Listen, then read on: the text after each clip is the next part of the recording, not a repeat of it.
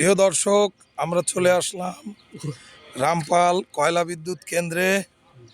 দুঃখের বিষয়, আমাদেরকে ভিতরে ঢুকতে দিল না। খুব রেস্ট্রিক্টেড এরিয়া, যার কারণে আমাদের ঢোকার অনুমতি নেই, পারমিশন নেই।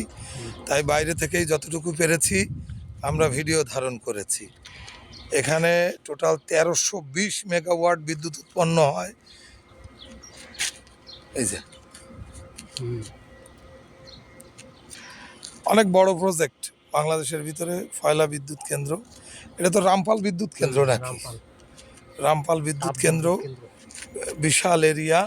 আমরা দুই ভাই আসছি খুলনা থেকে বাইকে করে রোদের মধ্যে।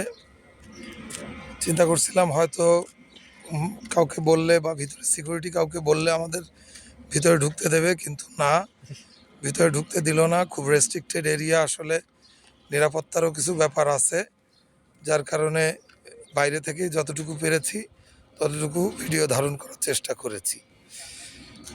সবাইকে ধন্যবাদ। মুন্না কই? সবাইকে ধন্যবাদ জানিয়ে দাও। ধন্যবাদ।